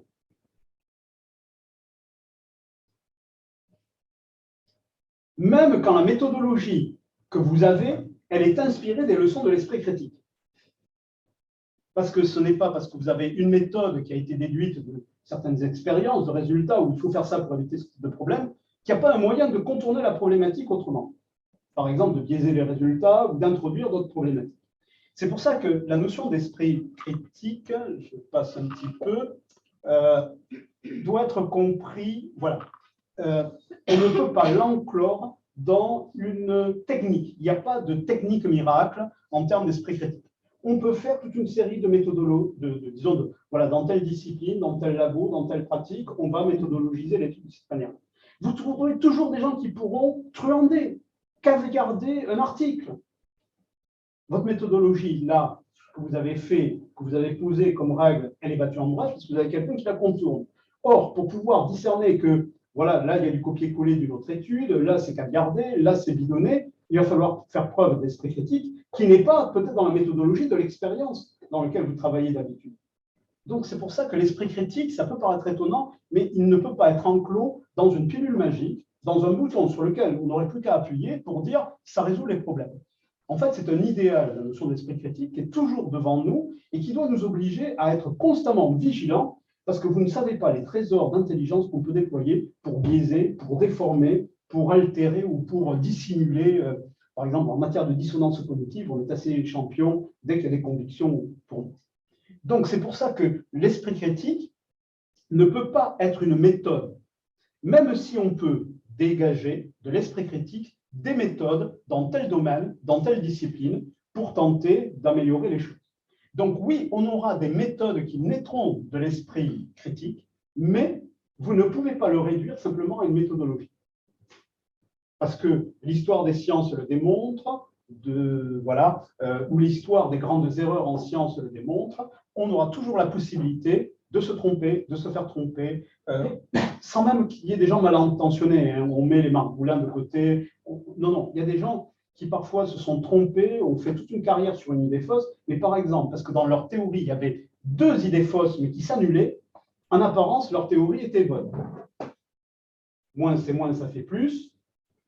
C'est comme ça que parfois, on se rend compte qu'on a une théorie qui donne des résultats en apparence pertinents, sauf que ce n'est que beaucoup plus tard qu'on s'aperçoit que non, la théorie, elle était fausse, mais si elle avait des résultats pertinents, c'est parce qu'on avait deux erreurs qui, en quelque sorte, venaient à s'annuler et retomber en quelque sorte sur leurs pattes. Bon. Ça existe, ça peut paraître étonnant, mais ça, c'est des choses qui sont, c'est rare, mais ça existe. Voilà. Voilà. Donc, c'est pour ça qu'il y a un rêve que parfois certaines personnes font, c'est d'élaborer une méthode, il n'y a plus qu'à, il faut qu'on, tac, tac, tac, tac, tac, petit a, petit b, petit c, petit d, hop, j'ai réglé la question, j'ai suivi pour mon cahier d'expérience tous les trucs, c'est bon, il n'y a aucune... Non, c'est là où l'esprit critique doit toujours être une sorte de réflexion, de vigilance en se disant, même quand tu as l'impression que tu as tout fait, rien ne garantit qu'il n'y a pas le truc auquel tu n'as pas pensé. Et on pense toujours, si je puis dire, à des choses, enfin, plutôt, il y aura toujours des choses auxquelles on ne pense pas. Donc, c'est pour ça que l'esprit critique, il faut le penser comme étant un idéal devant nous. C'est pour ça que souvent, on le présente comme étant un idéal intellectuel qui est fait pour nous obliger, en quelque sorte, à progresser. C'est-à-dire à aller vers un petit peu dans ce sens-là, en sachant qu'on ne pourra jamais atteindre un niveau au sens, bon, ben voilà, j'ai atteint 100% d'esprit critique. Le jour où vous pensez ça, là, l'esprit critique, vous le mettez dans la poche, vous le mettez dans le sac, et le sac, vous le mettez dans un placard et vous fermez à clé. Parce que là, ça reviendra à dire, vous n'avez plus besoin d'esprit critique puisque vous avez atteint le nirvana de la méthode qui vous garantit l'infaillibilité de cela. On ne va pas revisiter toute l'histoire des sciences et des vieux rêves qu'il y a eu du côté des mathématiciens et autres, de trouver une sorte d'équation qui permettrait de vérifier, ou disons de garantir la véracité d'une affirmation. Bon. Et surtout que dans le cadre de l'esprit critique n'est pas inné, ça s'apprend, ça se cultive. Il y a aujourd'hui d'ailleurs beaucoup de choses qui sont faites sur l'apprentissage de l'esprit critique, parce que souvent, l'esprit critique, c'est contre-intuitif. Ça nous oblige à développer des manières de penser qui ne sont pas les manières de penser intuitives qu'on a d'habitude. C'est-à-dire, grosso modo, nous, on pense du côté de la facilité. L'esprit critique, au contraire, il demande du temps, il demande de l'énergie, et il est emmerdant parce qu'il doit, la plupart du temps, nous obliger à l'évidence, par exemple. Le sentiment d'évidence, ce n'est pas une preuve. Dès que vous basez votre sentiment, c'est vrai, parce que c'est évident, il y en a même qui l'ont dit, si c'est clair, c'est vrai. Non, le fait que ce soit clair, ça ne veut pas dire que c'est vrai. Ça veut dire juste que peut-être l'énoncé est clair. Mais tu as des énoncés clairs qui sont des erreurs franches par ailleurs, antinomiques. Et ce n'est pas parce qu'un énoncé est abscon et pas clair que forcément il est faux. Tout le monde n'a pas le talent de la concision et de la clarté non plus. Mais ça ne veut pas dire qu'il dit du conneries. Voilà, bon, ça je ne vais pas le développer. On va ouvrir la partie des questions. Voilà. Ce qui fait que la notion d'esprit critique, s'il n'y en a pas, vous n'avez pas de science. Alors, vous aurez des choses qui transmettront les savoirs acquis antérieurement, sans problème. Mais vous n'aurez plus de recherche. Le renouveau de la science au XVIIe siècle, avec Francis Bacon, c'est symbolisable par ce qu'on appelle la théorie des idoles. Parce qu'avant, c'était vrai parce que Magister dixit, parce qu'Aristote l'a dit, parce que Machin Tutmuche l'a dit. C'est le temps joyeux des sommes pendant la période médiévale, parce qu'on pensait que l'ensemble des savoirs avaient été acquis. Francis Bacon, c'est un philosophe anglais du XVIIe siècle, qui sera à l'origine, en partie, pas le seul, du renouveau de la science expérimentale, notamment en développant une théorie qu'on appelle la théorie des idoles, c'est-à-dire de remettre en cause toutes ces paroles de vérité qu'on associait à des maîtres. Alors là, à l'époque, c'était les grands auteurs de l'Antiquité, principalement Aristote et autres, parce qu'il y a des fois, on n'interrogeait pas le ciel pour savoir quel était l'état du ciel, on observait le livre et on ne faisait pas d'expérimentation, on ne regardait pas le ciel. Hein. Il n'y a pas d'observatoire astronomique en Europe au Moyen-Âge. Hein. On observait le livre. Ptolémée a dit, machin truc Muche a dit, mais on ne faisait pas d'observation. Du côté du monde arabe, ils en faisaient, ils avaient déjà perçu qu'il y avait des problèmes dans les connaissances antiques. Voilà. Donc c'est pour ça que s'il n'y a pas donc d'esprit critique, la notion de science, tout au mieux, c'est une tradition érudite. On transmet des connaissances qui ont été acquises, mais il n'y a plus production, il y a sclérose, si vous voulez. De même, la notion de connaissance, pour produire des connaissances sans esprit critique, ou alors vous avez de la chance dans l'expérimentation. Et, voilà. Et la philosophie, c'est pareil. Ce qui fait qu'il y a beaucoup de gens qui n'aiment pas l'esprit critique. Parce que l'esprit critique, il faut le voir d'un côté, mais il faut aussi voir ce que ça remet en cause dans les discours politiques, dans les discours ceci, dans les discours, dans les relations humaines. Parce que la notion d'esprit critique n'est pas limitée qu'aux sciences. Il s'applique dans tous les domaines. Très vite, la notion d'esprit critique va foutre le bordel, permettez-moi l'expression, parce que vous allez remettre en cause une parole d'autorité dans un régime politique quelconque, vous allez vous opposer à des croyances, à des préjugés, à des superstitions, vous allez très vite, en fait, venir à réinterroger avec votre esprit vraiment impertinent quand vous dites simplement « oui, mais pourquoi ?» Il y a des fois, l'esprit critique, ça commence simplement « voilà, on vous dit ça, c'est comme ça, il faut faire comme ça », et vous vous dites « oui, mais pourquoi ?» C'est pas « je suis contre », non, c'est « oui, mais pourquoi ?»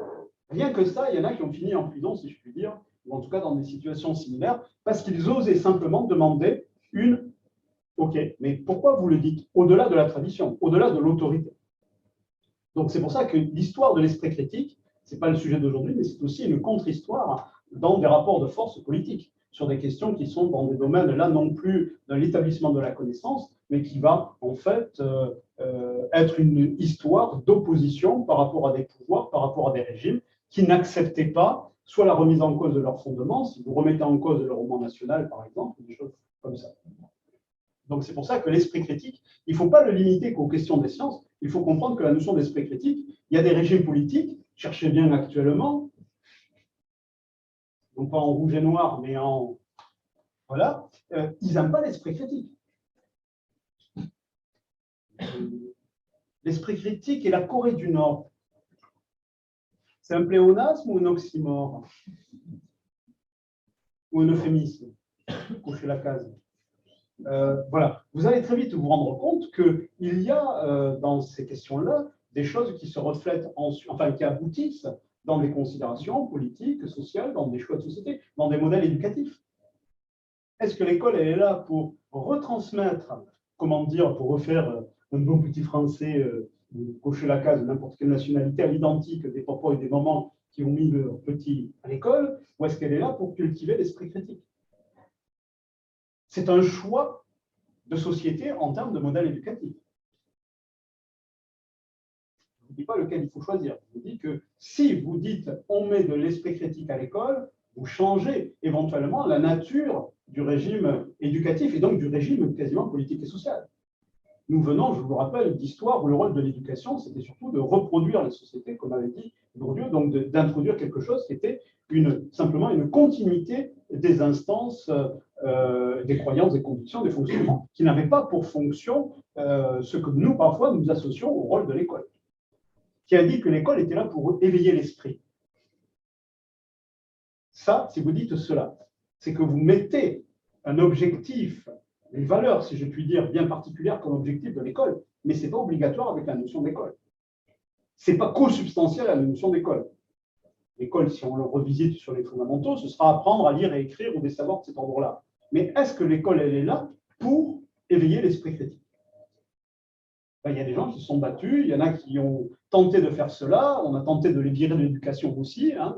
Voilà. Et je ne parle absolument pas de choses de notre époque. Ces questions-là, on les connaît au 19e, on les connaît au 18e comme problématique, voire même antérieurement. Donc, vous voyez, l'esprit critique, en réalité, ce n'est pas simplement pour aller rigoler sur une affirmation d'Elisabeth Tessier, c'est que très vite, ça devient quasiment indispensable si vous voulez avoir sur un modèle de société. Donc là, ça revient à un choix de valeur. Vous voulez avoir autre chose, grosso modo, qu'une dictature de la pensée, indépendamment de tout fait politique là-dessus. Voilà. Et donc, je vais m'arrêter là. Je crois que j'ai débordé, parce que comme il n'y a pas d'horloge, hein, je ne vois pas. Voilà. Alors, si ça vous intéresse, j'avais prévu aussi une petite bibliographie. Tous ces documents-là, je pourrais vous les transmettre. Voilà, donc il y a certains ouvrages que vous devez connaître ou reconnaîtrez. Thomas, c'est la chaîne, la Tronchambier, hein, la personne qui s'occupe de cette chaîne YouTube. Voilà.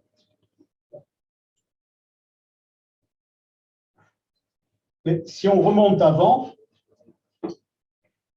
un grand classique sur la notion d'esprit critique, c'est dans Kant, qu'est-ce que les Lumières? Vous avez le dictionnaire philosophique de Voltaire, même s'il utilise beaucoup l'ironie et l'humour, hein, de la forme, parce qu'à l'époque, ça passait mieux, aussi dans une époque un peu de dictature, mais enfin, pas vraiment de dictature, mais où il y avait une censure, mais parfois, il faut faire attention à la manière dont Voltaire écrit, parce que parfois, justement, il se laisse aller à la joie de l'humour et qui n'est pas toujours très objectif. Mais en tout cas, on peut le citer. On pourrait revisiter le discours de la méthode de Descartes. Hein. C'est dans les premières notions, on réexamine chaque affirmation avant d'aller plus loin. Même les essais de Montaigne, dedans, vous avez des pages qui sont très importantes, consacrées à la critique des fonctionnements sociaux. Ce n'est pas sur le monde ou l'univers, mais plutôt de la critique sur les us et coutumes, sur les fonctionnements de la société de son temps. C'est pour ça qu'il y a des tas de gens qui n'aiment pas Montaigne, justement, parce que sa liberté d'analyse, souvent, pointe du doigt quelques faiblesses de l'humaine condition, en termes de... Et là encore, j'ai fait exprès de ne pas remonter à l'Antiquité, mais on pourrait trouver comme ça des textes qui, depuis très tôt dans l'Antiquité, sont des sortes de levain pour l'esprit critique par rapport à ça. Voilà. Je vais revenir sur la bibliographie actuelle. Voilà.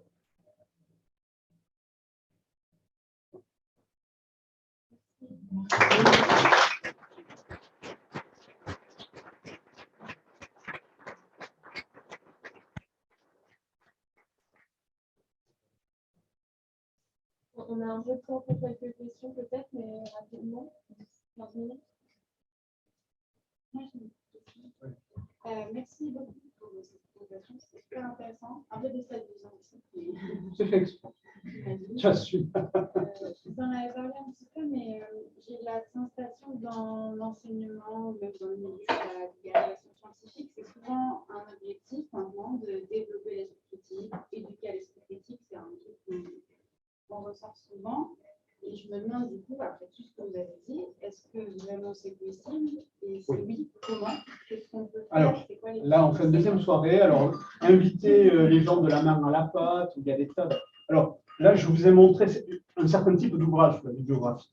Vous trouverez énormément d'ouvrages maintenant tournés sur des questions pédagogiques, c'est-à-dire comment faire, alors, dans les limites de l'exercice, mais comment faire des choses pour commencer à cultiver en fait une culture d'esprit critique, une culture de vigilance critique. Il y a des tas de choses qui sont possibles, il y a des tas de bouquins qui sont écrits pour les gamins de tel à tel âge. Il y a des choses parfois, je ne suis pas en mesure de dire si l'évaluation permet de dire si, in fine, c'est pertinent ou pas.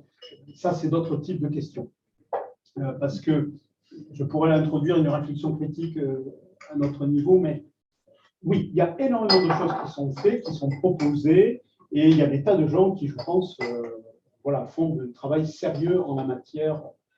Parce que souvent, ce qui est important dans cette question d'esprit critique, surtout quand on a affaire à des enfants ou des gamins, on ne va pas leur faire une cours complet, ça n'a pas de sens. Il faut surtout cultiver l'esprit du questionnement, l'esprit d'enquête, l'esprit de vérification. Et donc ça peut se faire par des ateliers, par des... Voilà, il y a différentes possibilités. Moi, je ne travaille pas avec des enfants, donc je n'aurai pas de sous. Voilà, j'ai pas... Non, mais ça marche aussi avec les étudiants. Quand on étudie à l'université, ça fait souvent partie vraiment du référentiel dans les compétences visées, développer l'esprit critique. Mais je trouve que finalement, les contenus et les activités qui sont proposées, elles ne permettent pas, je n'ai pas l'impression que ça permet. Alors, après, c'est là où on se trouve devant une quadrature du cercle, un petit peu. C'est que il faut voir quelles sont les modalités qui sont mises à disposition pour cela. Et bon, moi, je ne suis pas d'éducation nationale, donc je ne dirai rien là-dessus. Donc parfois, il y a des gens qui ont des contraintes, qui font ce qu'ils peuvent avec les moyens qu'ils ont, avec les formations qu'ils ont reçues. Voilà, donc je ne jetterai pas la pierre. Comme je dis, je ne travaille pas dans ces questions-là, donc je n'aurai rien à dire. Voilà, sûr. Alors, il y avait déjà, monsieur, vous aviez… C'était ma question exactement qu'elle a posée. Comment enseigner les critiques? Mais du coup, je trouvais une question. Vous avez parlé à un moment donné du questionnement de la confiance qu'on peut accorder et que la confiance, du coup, est l'ennemi de l'esprit critique. Et c'est quelque chose qui m'a aussi un peu déstabilisé parce que, alors là, ça va être très personnel, mais comment on fait du coup, pour être capable de recevoir des informations et être capable du coup, de les intégrer, de les comprendre sans pour autant avoir à revérifier tout ce qu'on nous donne, puisqu'on est un peu surchargé d'informations en ce moment. Et du coup, si on fait face à un rapport du GIEC, par exemple, on a tendance à faire confiance parce que ce sont les experts dans le domaine. Et du coup, si on lit ce rapport, on va se dire, bon, d'accord, ils ont fait des recherches sur ça. Et donc, pour moi, il y a une forme de confiance qu'on va accorder dans la méthode scientifique. Mais est-ce que cette confiance dans une méthode, on va la questionner à travers l'esprit critique aussi? Est-ce que c'est le doute permanent ou est-ce que vous touchez du doigt une des problématiques principales de notre époque? C'est que le développement des connaissances est tel que la possibilité pour une personne de maîtriser l'ensemble des savoirs n'est plus possible. Ce n'est pas d'aujourd'hui en réalité. Grosso modo, depuis le XVIIe siècle, l'idée a commencé, alors qu'avant on était dans l'idée qu'on pouvait maîtriser la totalité des savoirs. Donc ça veut dire qu'à un certain niveau, il va falloir savoir que soit on ne connaît pas directement et que l'on passe par des intermédiaires auxquels on accorde cette confiance, mais en sachant que ce sont des intermédiaires auxquels on accorde cette confiance. Le problème, c'est quand on oublie cela, non pas pour remettre en cause leur truc, mais quand on oublie que nous, en fait, on ne le maîtrise pas. Vous connaissez tous Pluton. D'accord? Pluton. L'ex-9e planète du système solaire. Bon, peu importe, c'est une classification. Bon, vous connaissez tous Pluton. OK. Y a-t-il des astronomes dans la salle parmi vous? Et tous les autres, vous parlez de Pluton comme si, vous pourriez parler de Pluton comme si, mais en réalité, vous ne faites que répéter ce que vous avez appris dans des livres, dans des conférences, c'est très bien. Mais est-ce que vous avez la maîtrise suffisante pour pouvoir expliquer comment se fait-il qu'on parle de Pluton alors que moi, je n'ai jamais vu Pluton? J'ironise un petit peu, mais vous comprenez la problématique. Donc, ça veut dire qu'à un certain niveau, oui, on va être obligé de faire confiance, pas une confiance, c'est la vérité absolue, mais au sens, voilà, ce qui n'est pas d'ailleurs sur une personne, c'est plutôt un cadre collectif quand on comprend comment fonctionne la science. Et ça veut dire que pour ça, il faut être en mesure d'identifier les domaines que l'on maîtrise où on peut expliquer le pourquoi de la chose et les domaines où moi je ne maîtrise pas et donc, à la limite, je devrais dire, dans l'état actuel des connaissances, les scientifiques disent que, pour introduire cette nuance. Donc, nous avons tous éventuellement des domaines dont on peut parler parce qu'on a la maîtrise, on a l'expertise qui nous permet de dire, voilà, si on parle de Pluton parce que c'est parce qu'on a fait telle étude, tel truc, telle observation, on l'a vu, telle sonde y est allée, etc., etc. Bon, là, manifestement, je ne vais pas vous embêter. Et puis, vous avez les domaines où, grosso modo, vous avez une connaissance par procuration. Ce n'est pas une insulte. Une connaissance par procuration, c'est 99,99% des connaissances à notre disposition que nous avons. Pourquoi? Parce que je peux parler de neutrons, de protons, mais je ne suis pas physicien, je ne suis pas la physique atomique. Je peux parler de la capitale de l'Australie qui est… Merde, ça marche, ils sont doués. Effectivement, qui est Canberra, mais je ne suis jamais allé en Australie. Voilà. Donc, bien sûr que nous avons des connaissances et des savoirs qui sont par délégation. Le problème, ce n'est pas qu'ils soient comme tels, c'est qu'on ne se rende pas compte de cela et que finalement, on s'accorde une une expertise ou une maîtrise de la chose qu'on n'a pas, et donc c'est comme ça qu'on devient très vite dogmatique, parce que c'est en comprenant que là, oui, je suis dépendant de gens dont c'est le métier, c'est l'expertise, et donc je vais faire a priori confiance dans des cadres d'exercice, etc., mais je ne vais pas faire confiance simplement parce que c'est eux qui le disent, mais parce qu'il y a des méthodes de publication, parce qu'il y a un accord de la communauté scientifique, on peut faire appel à d'autres notions. Donc là, on est beaucoup plus dans un esprit prudentiel, hein, qui participe à ce moment-là de ce rapport, on va dire, un peu moins naïf par rapport aux connaissances qui nous entourent. Voilà. Donc c'est pour ça que nous sommes tous en réalité ignorants dans des tas de domaines, sauf que la plupart du temps, nous n'avons pas la connaissance de notre ignorance. Donc, en fait, il faut, si on veut sortir de pas mal de problématiques, telles que ceux que pointe du doigt l'esprit critique, il faut en fait reconnaître ces ignorances. C'est une sorte d'acte fondateur, c'est en reconnaissance des domaines que je connais, que je ne connais pas, parce qu'en fait, ça permet aussi de reconnaître les domaines que je connais, de pouvoir à ce moment-là se positionner autrement. Donc, c'est une sorte d'étape. La connaissance de nos ignorances, en fait, une connaissance, c'est ça tout le paradoxe, même si c'est une ignorance, qui est une connaissance positive. C'est une ignorance fondatrice. C'est parce que je suis ignorant d'une chose que je vais aller me documenter. Si j'ai le sentiment que je connais tout, que je maîtrise tout, je sais tout, il n'y a plus rien à apprendre, je vais m'occuper d'autre chose. Voilà. Donc, quelque part, il y a des ignorances fondatrices quand on les comprend, quand elles sont comprises, quand elles sont reconnues. Et donc là, ça demande de même, dans l'esprit critique, une forme de travail quant à soi-même en termes de connaissance de soi. Parce que ça, ce n'est pas la méthodologie d'un tel laboratoire ou de tel Tartampion qui publie des résultats sur le bip-bip, voilà. Ça veut dire que soi-même, il va falloir... Bon, c'était passé un petit peu très vite dans le truc, mais le premier objet de l'esprit critique, ça doit être nous-mêmes, notre propre esprit. Dans les limites, les problématiques du livre de l'esprit critique, c'est nous-mêmes qui les portons, avant les médias. Les médias arrivent après, si on veut, ou d'autres choses comme ça. Mais d'abord, c'est nous-mêmes qui les portons. Voilà. Combien de fois on confond vérité et sincérité? Or, ça aussi, c'est des choses qui ont pu mettre en évidence. On le pifométrait depuis très, très longtemps, mais ça a pu être quantifié. Dès que vous avez une personne qui vous paraît sincère, on diminue notre vigilance critique. Parce qu'on confond la sincérité d'une émotion, la sincérité d'un discours, d'une offuscation, d'une indignation, avec le bien fondé argumenté de la chose. L'indignation ne dit rien sur le bien fondé de pourquoi tu t'indignes. Il y aura d'autres costards, si vous voulez, mais l'indignation n'est pas une vertu. L'indignation ne dit pas si ce pourquoi tu te révoltes, c'est légitime ou pas. Sauf que si moi, je suis dans ce sentiment-là, j'aurai le sentiment du bien fondé de la chose. Pourquoi? Parce que là, c'est plus la raison qui est aux commandes, c'est les émotions.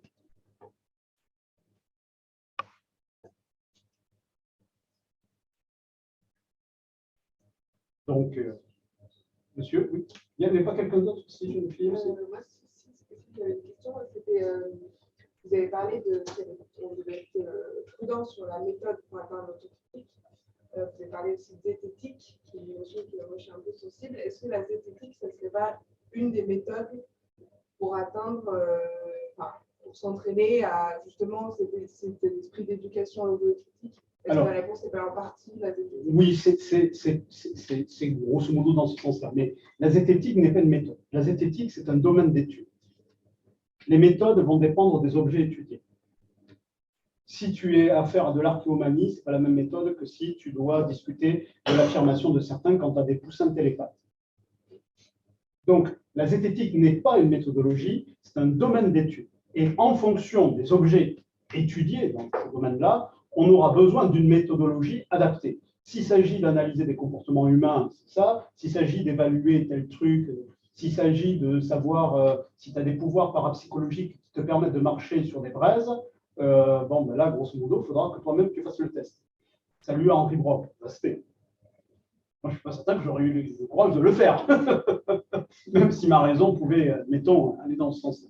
Donc, ce n'est pas une méthodologie de la zététique, c'est plutôt un domaine d'étude et ensuite une culture générale qui va dans ce sens-là. Donc oui, on peut l'invoquer, j'aurais pu rajouter, voilà. Mais en fait, la zététique, c'est une sous-partie dans les sciences humaines qui s'occupe, alors souvent c'est mal compris la zététique par des gens très bien intentionnés, mais ils n'ont pas toujours l'équipement épistémologique pour comprendre ces questions-là. En fait, la zététique, c'est une sous-partie, ce n'est pas de la méthode scientifique. Historiquement, c'est né de l'étude de registres de croyances ou d'affirmations de cet ordre. Et donc, c'est une sous-partie des sciences humaines sur d'abord de la sociologie des croyances, la psychologie des croyances et l'évaluation des choses qui vont. Donc, ce n'est pas en soi une méthodologie. Les méthodologies dépendront des éléments qui sont concernés. Parce que la zététique, ça va depuis l'Atlantide que j'ai évoquée, en passant par les poussins télépathes, c'est Yves Lignon au Mirail dans les années que, a priori, pas grand monde d'entre vous n'a connu. Voilà. Il était déjà vieux quand moi j'étais dans la carrière. Voilà.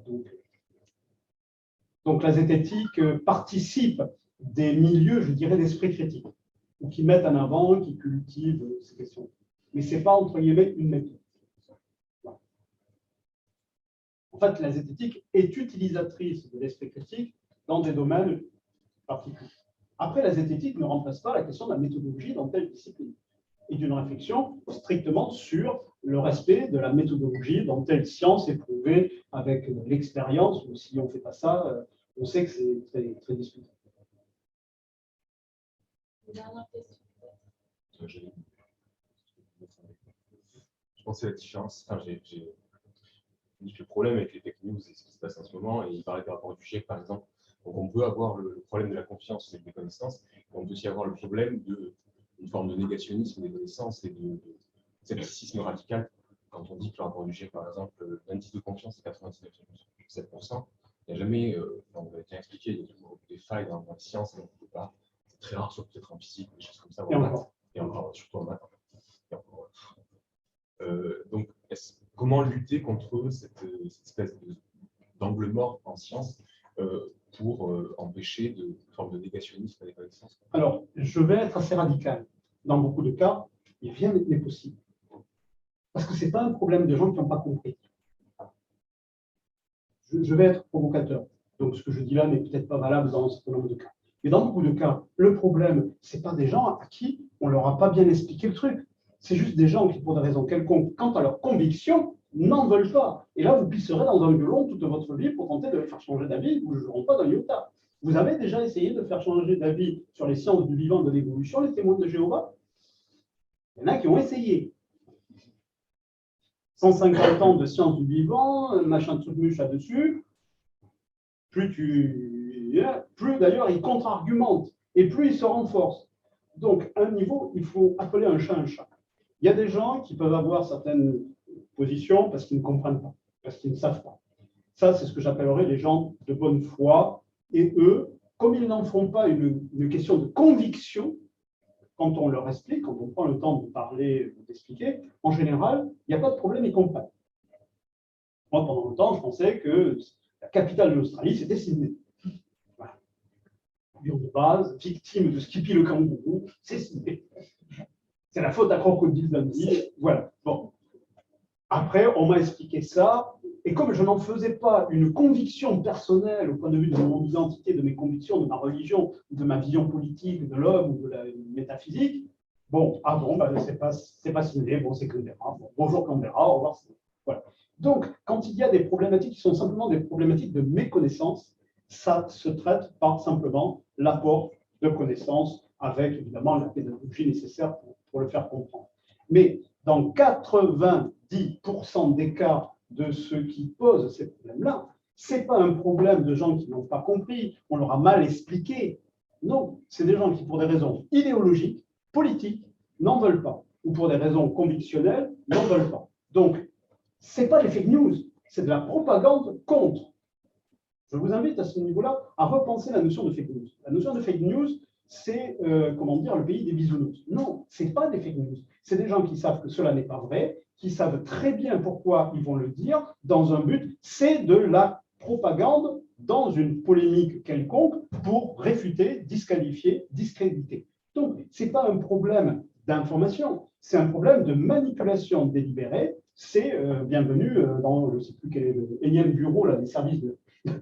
Voilà, c'est de la désinformation organisée, c'est de l'agnotologie organisée, ce n'est pas, dans l'immense majorité des cas, quelque chose qui est fait par des gens qui n'ont pas compris un passage de l'explication. toujours, mais ce n'est pas le vrai problème. Le vrai problème, c'est des positionnements idéologiques pour des raisons diverses, religieuses, politiques, convictionnelles, etc., etc., où vous aurez beau déployer la raison, toutes les preuves, toutes les démonstrations, ça ne marchera pas. Il y a même quelque chose qu'on appelle de la réactance. Plus vous tenterez de leur démontrer la chose, hein, plus ils contre-argumenteront et se renforceront. L'exemple que j'ai cité avec les témoins de Jéhovah, où tous les témoins de Jéhovah sont des imbéciles qui n'ont rien compris à tout, ou alors ça veut dire que dès que leur conviction se trouve en confrontation avec une affirmation, de toute façon, ils n'en tiendront pas compte à cause de considérations qui sont liées à l'attachement convictionnel. Et donc, l'immense majorité qu'on a vu avec les antivax, qu'on a vu avec tout ce genre de choses et autres, ce n'est pas des gens qui, surtout quand ils sont vraiment, comment dire, des activistes dans la matière, c'est les gars qui ont balancé les rumeurs sur, comment dire, je ne sais plus quel était le vaccin avec la sclérose en plaques. Ce n'est pas un gars qui se trompait, il a fait délibérément. C'est un médecin anglais, je n'ai plus son nom à cette heure-ci, il a fait délibérément, il a lancé délibérément dans une opposition où tout est bon pour justifier sa cause.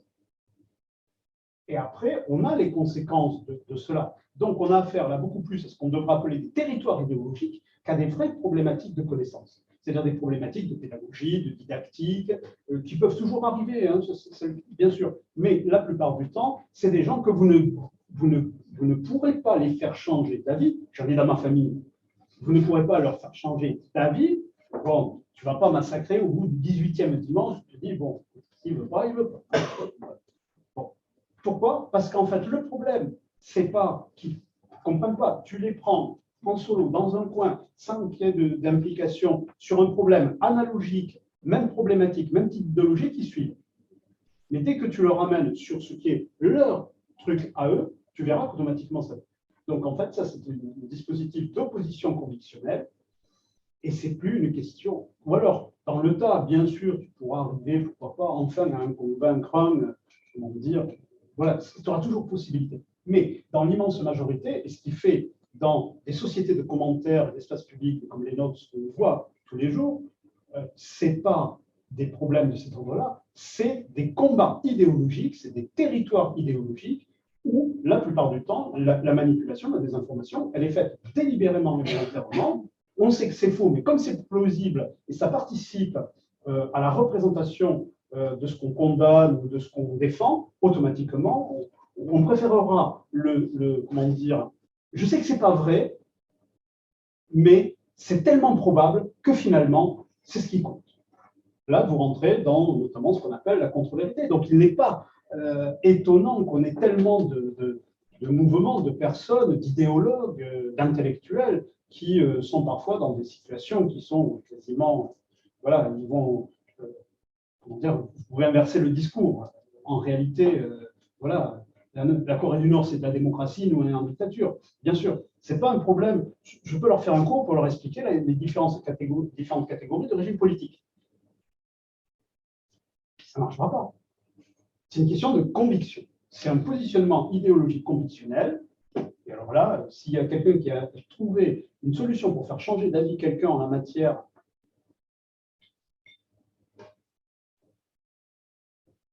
je suis preneur. Hein. Moi, j'ai renoncé à faire changer d'avis des gens. Merde, j'ai un peu d'éthique, je ne peux pas faire la lobby. Je me demandais, parce que dès le début, je me dis pourquoi on n'a pas du tout parlé d'ouverture d'esprit. Est-ce qu'il n'y a pas de lien?